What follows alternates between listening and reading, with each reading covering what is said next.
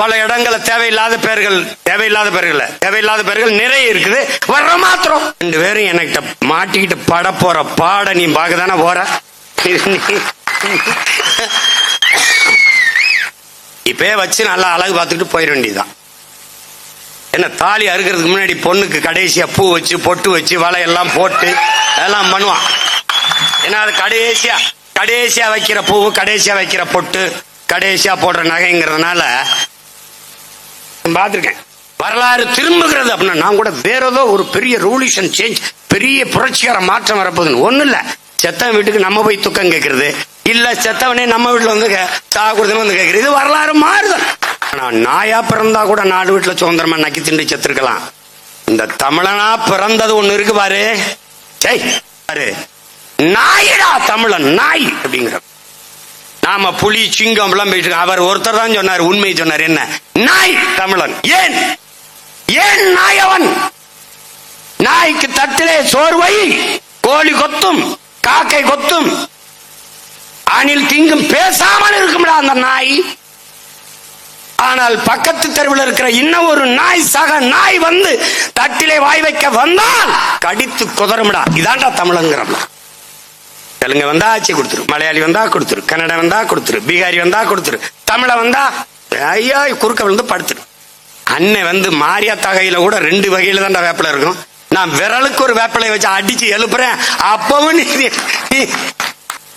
உங்களோட போயிருக்க வேண்டியது ஐயா, எனக்கு ஏன் இதெல்லாம் ஏற்றி விட்டு போனீங்க? அவன் படிச்சா அவன் பாட்டுக்கு விசிப்பி விடுறான். புதுசா தமிழ்நாடுன்னு வைக்கல. அண்ணா அவர்களே சொல்றாங்க, இருந்தது மாற்றப்பட்டது வைக்கிறோம். அது மாதிரி இப்ப நாம என்ன பண்றோம்? பல இடங்களை தேவையில்லாத பேர்கள் நிறைய இருக்குது. வர்ற மாத்திரம் உங்ககிட்ட அதிகாரம் இருக்கும் போது எங்க அடையாளங்களை மறைத்து உங்கள் அடையாளங்களை நிறுவ நினைக்கிறீர்கள்.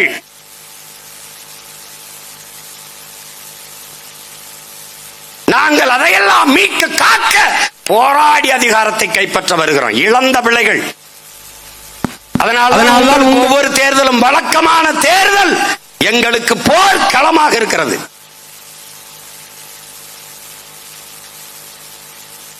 என் இனத்தின் தேர்தலாக மாறுதலாக நாங்கள் பார்ப்பது அதுதான்.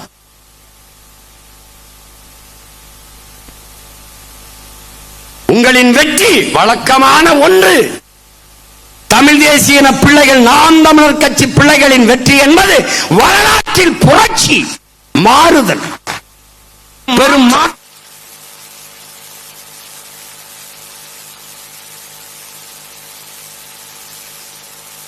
திட்டமிட்டு ஒவ்வொன்றாக மாற்றுகிறார். பெருந்தலைவர் காமராஜர் பேர்ல இருக்கா, அந்த பேருந்து நிலையத்தை மாற்று.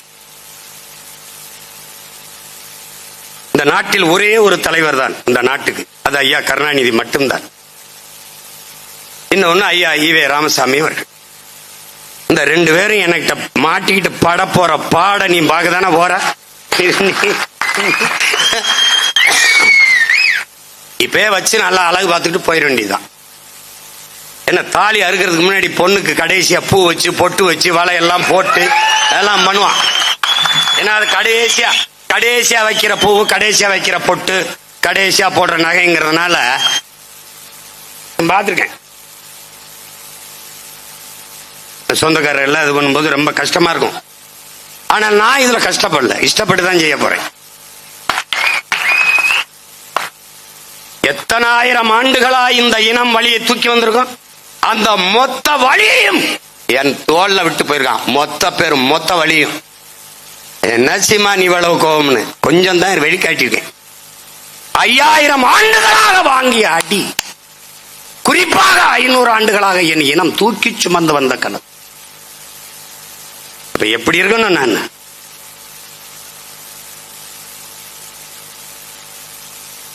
வரலாறுனா என்னன்னு தெரியாதவன்ட்ட போய் நம்ம மாட்டிக்க கூடாது.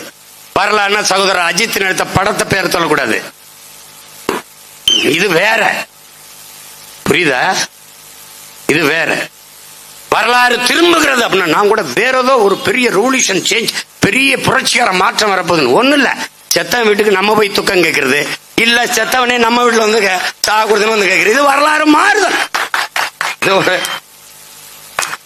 இது ஒரு மாறுதலா இல்லையா அதை மட்டும் சொல்லு.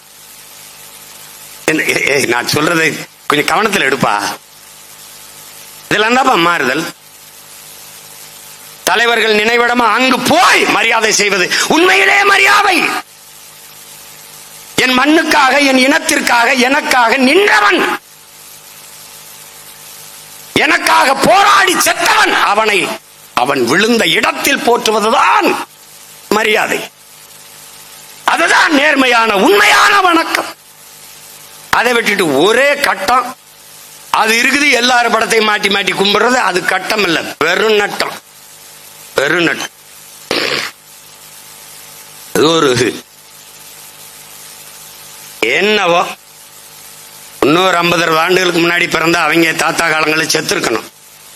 இல்லைன்னா எல்லாரும் நாசமான பிறகு பிறந்து நம்மளும் கூட்டமா போயிருக்கணும். ஆனா நாயா பிறந்தா கூட நாடு வீட்டுல சுதந்திரமா நக்கி திண்டு செத்துருக்கலாம். இந்த தமிழனா பிறந்தது ஒண்ணு இருக்கு பாரு, தெரியாமல அவ்வளவு பெரிய புரட்சியாளர் எங்க அண்ணன் பழனி பாபா சொல்றான் பாரு, நாயிடா தமிழன், நாய் அப்படிங்கிற. நாம புலி சிங்கம் எல்லாம் போயிட்டு, அவர் ஒருத்தர் தான் சொன்னார், உண்மை சொன்னார். என்ன நாய் தமிழன்? ஏன் ஏன் நாயவன்? நாய்க்கு தட்டிலே சோர்வை, கோழி கொத்தும், காக்கை கொத்தும், அணில் திங்கும், பேசாமல் இருக்கும்டா அந்த நாய். ஆனால் பக்கத்து தெருவில் இருக்கிற இன்னும் ஒரு நாய், சக நாய் வந்து தட்டிலே வாய் வைக்க வந்தால் கடித்து குதறும்டா. இதான்டா தமிழங்கிறோம்ல. தெலுங்கு வந்தா ஆட்சி கொடுத்துரு, மலையாளி வந்தா கொடுத்துரு, கன்னடா வந்தா கொடுத்துரு, பீகாரி வந்தா கொடுத்துரு, தமிழ வந்தா ஐயா குறுக்க விழுந்து படுத்துரு.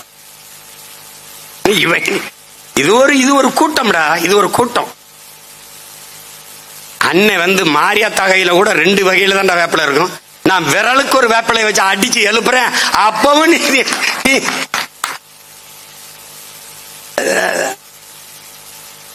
எனக்கு இந்த இவங்களெல்லாம் பார்க்கும்போது என்ன வரும்னா பரிதாபம் வரும். உங்களோட போயிருக்க வேண்டியது ஐயா, எனக்கு ஏன் இதெல்லாம் ஏற்றி விட்டு போனீங்க? அவன் படிச்சா அவன் பாட்டுக்கு உசிப்பி விடுறான்.